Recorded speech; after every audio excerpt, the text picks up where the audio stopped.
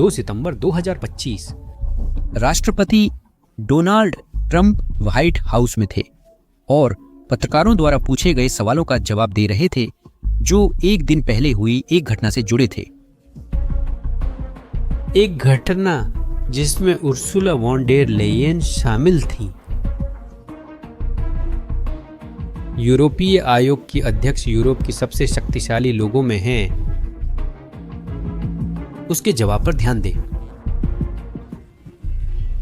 आसमान को नियंत्रित करने के बारे में रविवार को उपग्रह signal Ursula von der Leyen के विमान के साथ था। उर्सुला, उनके पास एक दिलचस्प घटना थी। वह शानदार महिला हैं। तो आप मुझसे उनके बारे में क्या पूछ रहे हैं? कोई नहीं जानता कि ये कहां से आया, लेकिन उसकी फोन इस्तेमाल करने की क्षमता छीन ली गई थी। जानते हो, कभी कभी ये अच्छा होता है। कभी कभी वो मेरे साथ भी हो सकता है, तो मैं बहुत खुश रहूंगा। ट्रंप ने इसे मजाक में लिया, लेकिन उन्हें यह नहीं पता था कि इस मजाक के पीछे कुछ और भी ज्यादा खतरनाक छुपा है। क्योंकि जब वह किसी का फोन छीनने को अच्छी बात बता रहे थे, यूरोप जान चुका था कि उसने ऐसे हमले का सामना किया है जिससे दुनिया का कोई भी विमान असुरक्षित हो सकता है। एक अदृश्य हमला जो पहले ही हजारों बार हो चुका है और जो एक घातक दुर्घटना का कारण बन सकता है। लेकिन आखिरकार आप बिना एक भी मिसाइल दागे किसी विमान पर हमला कैसे करते हैं? यह किसने किया होगा? इसका जवाब चौंकाएगा। पहले मैं आपको असल में क्या हुआ था दिखा देता हूं। उस 1 सितंबर को Ursula von der Leyen Bulgaria की ओर उड़ान भर रही थी। वह कोई आम यात्रा नहीं कर रही थी। वॉन डेर लेयन रूस के सबसे नजदीकी यूरोपीय देशों के एक खास दौरे पर थीं। उद्देश्य? खैर, वह करीब से देखना चाहती थीं कि रूसी हाइब्रिड युद्ध इन देशों को कैसे प्रभावित कर रहा है। तो जब उनका विमान बुल्गारिया एक क्षेत्र में उतरने की तैयारी कर रहा था, कुछ अजीब हुआ। Global positioning system navigation system ने काम करना बंद कर दिया। सैटेलाइट्स के सिग्नल अचानक गायब हो गए। पायलट को पूरी तरह से यह पता चलना बंद हो गया कि वह कहाँ है। विडंबना है ना? सोचिए, आप एक विमान उड़ा रहे हैं जिसमें यूरोप के सबसे अहम नेता सवार हैं। अचानक आपके सारे नेविगेशन उपकरण काम करना बंद कर देते हैं। आपको ठीक पता नहीं है कि आप कहाँ उड़ रहे हैं, न ही यह पता है कि आप हवाई अड्डे की सही दिशा में हैं या नहीं। और इससे भी बुरी बात यह है कि आपको यह भी नहीं पता कि आपके पास अपने गंतव्य तक पहुंचने के लिए पर्याप्त ईंधन है या नहीं। सौभाग्य से बुल्गारियाई एयर ट्रैफिक कंट्रोल ने जल्दी प्रतिक्रिया दी। उन्होंने एक वैकल्पिक लैंडिंग तरीका सुझाया। जमीन आधारित नेविगेशन का उपयोग करते हुए वॉन डेर लेयन सुरक्षित रूप से उतरने में सफल रही। लेकिन यहाँ एक महत्वपूर्ण बात है। यह न तो दुर्घटना थी, न तकनीकी खराबी, बल्कि जानबूझकर किया गया हमला था। इस तकनीक को जीपीएस जैमिंग कहा जाता है। यह ऐसे काम करता है, जमीन पर लगे विशेष उपकरण विमान की ओर बहुत तेज सिग्नल भेजते हैं।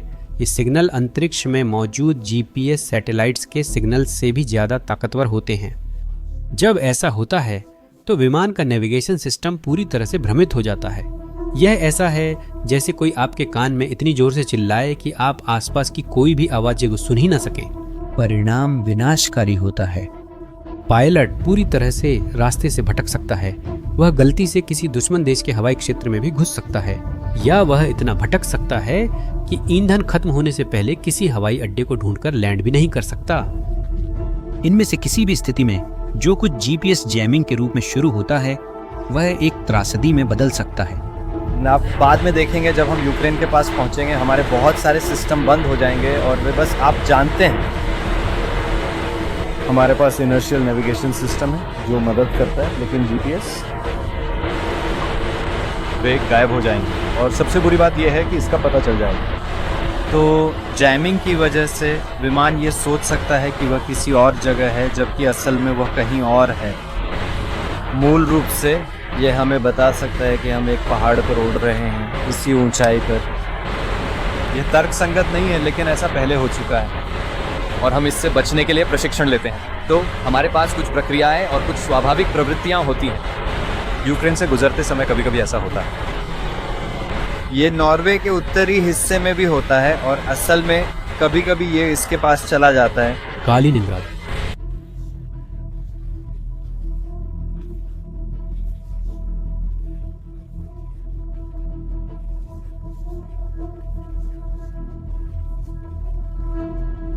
रूस के पास इसे करने की तकनीकी क्षमता और वजह दोनों हैं। दूसरा, जिस समय यह हुआ वह संयोग के लिए बहुत ही परफेक्ट था। वॉन डेर लेयन ठीक उसी समय रूसी हाइब्रिड युद्ध की रणनीतियों की जांच कर रही थीं जब उन पर हमला हुआ। ऐसा लगता है जैसे कोई उन्हें रूस क्या कर सकता है इसकी एक व्यावहारिक झलक दिखाना चाहता था। तीसरा, जब उन पर आरोप लगे तो रूस की प्रतिक्रिया पहले जैसी ही रही। क्रेमलिन ने बस इतना कहा कि आपकी जानकारी गलत है। बस इतना ही। उन्होंने कोई अतिरिक्त स्पष्टीकरण नहीं दिया, कोई सफाई नहीं दी, बस इनकार कर दिया। लेकिन यहाँ बात यह है जो इसे और भी ज्यादा परेशान करने वाला बनाता है। ये कोई अकेला मामला नहीं था। असल में आप सिर्फ ऊपरी बात देख रहे हैं। जब से रूस ने यूक्रेन पर हमला किया है, बाल्टिक सागर के आसपास काम करने वाली एयरलाइनों द्वारा ग्लोबल पोजीशनिंग सिस्टम जैमिंग की हजारों घटनाएं रिपोर्ट की गई हैं। दसियों हजार। ये कुछ छिटपुट हमले नहीं हैं, ये एक व्यवस्थित अभियान है। मार्च 2024 में ब्रिटिश रॉयल एयरफोर्स के एक विमान पर इसी तरह का हमला हुआ था। विमान में ग्रांट शैप्स सवार थे जो उस समय यूनाइटेड किंगडम के रक्षा मंत्री थे। विमान कालिनिंग्राद के पास उड़ान भर रहा था जो बाल्टिक में रूसी एन्क्लेव है। अचानक जीपीएस ने पूरी तरह से गलत जानकारी दिखाना शुरू कर दिया। सिस्टम बता रहा था कि विमान किसी बिल्कुल अलग जगह पर है। यह सामान्य जैमिंग से भी ज्यादा खतरनाक है। अगर जैमिंग सिग्नल्स को ब्लॉक करता है तो स्पूफिंग उन्हें नकली सिग्नल्स से बदल देता है। यह ऐसा है जैसे किसी ने आपके शहर के सारे ट्रैफिक सिग्नल्स को बदलकर गलत दिशा में कर दिया हो। आपको लगता है कि आप सही रास्ते पर जा रहे हैं, लेकिन असल में आपको गलत जगह ले जाया जा रहा है। बुल्गारिया ने पुष्टि की है कि फरवरी 2022 से जैमिंग और स्पूफिंग के हमलों में भारी वृद्धि हुई है। Estonia, Lithuania, Latvia, Sweden, Finland और यहां तक कि पोलैंड और जर्मनी भी प्रभावित हुए हैं।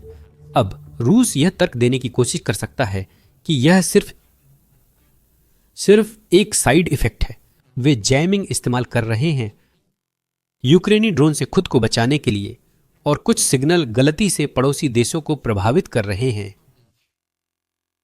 लेकिन बुल्गारिया यूक्रेन से रोमानिया और मोल्दोवा द्वारा अलग है। यूक्रेनी ड्रोन को ब्लॉक करने के लिए भेजा गया सिग्नल वहां गलती से नहीं पहुंच सकता। संकेत है कि यह जानबूझकर किया गया। और यहीं पर मामला वाकई दिलचस्प हो जाता है, क्योंकि जब यूरोप ने जवाबी कार्रवाई करने का फैसला किया तो कुछ पूरी तरह से अप्रत्याशित हुआ। यूरोपीय संघ की प्रारंभिक प्रतिक्रिया मजबूत और समन्वित लग रही थी। सबसे पहले उन्होंने रूस के खिलाफ 19वें प्रतिबंध पैकेज की योजनाओं को तेज कर दिया। आपको पैमाने का अंदाजा देने के लिए यूरोपीय संघ पहले ही 2782 प्रतिबंध लागू कर चुका था। रूस के खिलाफ 2782, और यह सिर्फ यूरोपीय संघ की संख्या थी। फ्रांस ने 2711 और यूनाइटेड किंगडम ने 2333 प्रतिबंध लगाए थे। दूसरा, यूरोप ने निम्न कक्षा में नए उपग्रह लॉन्च करने की योजना की घोषणा की। ये उपग्रह ग्लोबल पोजीशनिंग सिस्टम में हस्तक्षेप की कोशिशों का जल्दी पता लगाने में मदद करेंगे, जिससे पायलटों को प्रतिक्रिया देने के लिए ज्यादा समय मिलेगा। और तीसरा, सबसे नाटकीय प्रतिक्रिया, यूरोप ने यूक्रेन को सुरक्षा की गारंटी के तौर पर हजारों यूरोपीय सैनिक भेजने पर चर्चा शुरू कर दी है। संघर्ष के बाद वॉन डेर लेयन आत्मविश्वासी थीं। उन्होंने कहा कि राष्ट्रपति ट्रंप ने इस अभियान के लिए अमेरिकी समर्थन की गारंटी दी थी, और यह भी कि बैकअप के तौर पर अमेरिकी मौजूदगी रहेगी। कि यह बात बहुत स्पष्ट रूप से और बार बार कही गई थी। सब कुछ सही दिशा में जाता हुआ लग रहा था। यूरोप एकता दिखा रहा था। यह दिखा रहा था कि वह डरने वाला नहीं है, और पुतिन को एक स्पष्ट संदेश भेज रहा था लेकिन फिर कुछ गलत हो गया। जर्मनी के रक्षा मंत्री बोरिस पिस्टोरियस ने वॉन डेर लेयन की सार्वजनिक आलोचना की। उन्होंने कहा कि उस समय यूक्रेन में यूरोपीय सैनिक भेजने की योजनाओं पर चर्चा करना मौलिक रूप से गलत था, कि यूरोपीय संघ की जिम्मेदारियां या अधिकार नहीं हैं जब बात सैनिकों को तैनात करने की आती है। पिस्टोरियस मूल रूप से कह रहे थे कि वॉन डेर लेयन झूठ बोल रही थी, कि कोई ठोस योजना मौजूद नहीं थी, कि वह उन विचारों की पुष्टि या टिप्पणी कर रही थी जिन पर सार्वजनिक रूप से चर्चा नहीं की जानी चाहिए थी। और मुझे नहीं पता कि आपने यह महसूस किया या नहीं, लेकिन यह सब उस घटना से जुड़ता है जिसे हमने पहले समझाया था। सारे संकेत यही देते हैं कि पुतिन सिर्फ वॉन डेर लेयन को डराने की कोशिश नहीं कर रहे थे, वह एक बहुत ही जटिल खेल खेल रहे थे। मैं आपको और अच्छे से समझाता हूं। देखिए, हाइब्रिड युद्ध का मकसद सीधा शारीरिक नुकसान पहुंचाना नहीं है। हाइब्रिड युद्ध एक तरह का मनोवैज्ञानिक युद्ध है। मकसद वॉन डेर लेयन के विमान को गिराना नहीं है। मकसद यह है कि यूरोप खुद आपस में लड़ना शुरू कर दे। और यह पूरी तरह से काम कर गया। इस बारे में सोचिए। रूस एक अपेक्षाकृत छोटा हमला करता है, थोड़ा सा जीपीएस जैमिंग। कोई घायल नहीं होता, कोई स्थायी नुकसान नहीं होता, लेकिन यूरोपीय प्रतिक्रिया इतनी असंगठित थी कि अब यूरोपीय संघ के सबसे महत्वपूर्ण देशों में से एक के रक्षा मंत्री सार्वजनिक रूप से यूरोपीय आयोग की अध्यक्ष के साथ झगड़ रहे हैं। रूस ने यूरोप को बांटने में सफलता पाई, एक ऐसे हमले का इस्तेमाल करके जिसमें लगभग कुछ भी खर्च नहीं हुआ और कोई भौतिक सबूत नहीं छोड़ा। यह हाइब्रिड युद्ध है। अपने सबसे अच्छे या सबसे बुरे रूप में यह आपके नजरिए पर निर्भर करता है। मैक्सिम बेजनोजियुक अटलांटिक काउंसिल से ने इसे बिल्कुल सही तरीके से समझाया। वॉन डेर लेयन पर हमले से कुछ दिन पहले उन्होंने लिखा था कि रूस ने अपने हाइब्रिड युद्ध के मैनुअल को सुधारने में 1 दशक से भी ज्यादा समय लगाया है। आज जो कई रणनीतियां इस्तेमाल की जा रही हैं, वे या तो बनाई गई थीं या पहली रूसी आक्रामकता अभियान के दौरान यूक्रेन के खिलाफ परिष्कृत की गई थीं। दूसरी ओर यूरोप पीछे है। बेजनोजियुक का तर्क है कि रूस हाइब्रिड युद्ध को इसलिए पसंद करता है क्योंकि इससे क्रेमलिन को यूरोप को अस्थिर करने और यूक्रेन के समर्थन को कमजोर करने की अनुमति मिलती है, बिना सीमा पार किए और सैन्य प्रतिक्रिया को उकसाए बिना। और सबसे महत्वपूर्ण बात यह है कि पुतिन की हाइब्रिड युद्ध रणनीति के प्रति यूरोप की प्रतिक्रिया भी लक्षित देशों के बीच समन्वय की कमी के कारण प्रभावित हुई है, और यही हमने उर्सुला पर हमले के बाद होते देखा। वह समन्वय की कमी जिसका बेजनोजियुक ने उल्लेख किया था, वॉन डेर लेयन और पिस्टोरियस के बीच सार्वजनिक झगड़े में सामने आई। यह समन्वय की कमी स्पष्ट है। जब वे सार्वजनिक रूप से झगड़ रहे हैं, रूस वही करता जा रहा है जो वह चाहता है। हाइब्रिड युद्ध यूरोपीय महाद्वीप की चेतना पर हमला करने जैसा है। यह मानसिक भी है और शारीरिक भी। इसका उद्देश्य समस्याएं पैदा करना है। कोई भी समस्या उन लोगों के बीच जो रूस से निपटने के लिए एकजुट रहना चाहिए, और ऐसा लगता है कि यह काम कर रहा है। दिमित्री पेस्कोव, क्रेमलिन के प्रवक्ता, ने यह बात तब स्पष्ट कर दी जब ट्रंप ने अलास्का में पुतिन से मुलाकात की। पेस्कोव ने कहा कि रूस का नाटो सैनिकों के यूक्रेनी क्षेत्र में काम करने पर चर्चा को लेकर नकारात्मक रवैया है, कि शुरू से ही नाटो की सैन्य अवसंरचना का विस्तार और इस सैन्य अवसंरचना की यूक्रेन में घुसपैठ संभवतः उन मुख्य कारणों में से एक मानी जा सकती है जिनकी वजह से यह संघर्ष की स्थिति उत्पन्न हुई। दूसरे शब्दों में रूस यह कह रहा है, जो चाहे भेजें, लेकिन पश्चिमी सैनिकों को यूक्रेन में न भेजें, और अगर आप ऐसा करते हैं तो हम संघर्ष में और बड़ी बढ़ोतरी पर विचार करेंगे। लेकिन यहाँ समस्या है। यूरोपीय संघ के अधिकांश सदस्य नाटो के भी सदस्य हैं। यूक्रेन में नाटो सैनिकों की अस्वीकृति यानी यूरोपीय सैनिकों की अस्वीकृति है। तो अगर पुतिन यूरोप को विभाजित रखने में सफल हो जाते हैं तो वे मूल रूप से किसी भी महत्वपूर्ण यूरोपीय सैन्य प्रतिक्रिया को रोक देते हैं। और यही एक साधारण जीपीएस हमले के पीछे की असली मंशा के बारे में बहुत कुछ समझाता है। यह हाइब्रिड युद्ध में एक मास्टर स्ट्रोक है। और जब ट्रंप किसी का फोन छीनने पर मजाक कर रहे थे, जब यूरोपीय नेता जवाब देने पर झगड़ रहे हैं, रूसी हाइब्रिड युद्ध अभियान बढ़ता जा रहा है। अगर रूस यूरोप की सबसे ताकतवर महिला पर इस तरह हमला करने में सफल रहा और अगर उसने खुद यूरोप को इस वजह से आपस में झगड़ने पर मजबूर कर दिया, तो वह और क्या कर सकता है? और आप क्या सोचते हैं? क्या यूरोप इस हाइब्रिड युद्ध का सामना करने के लिए एकजुट हो पाएगा?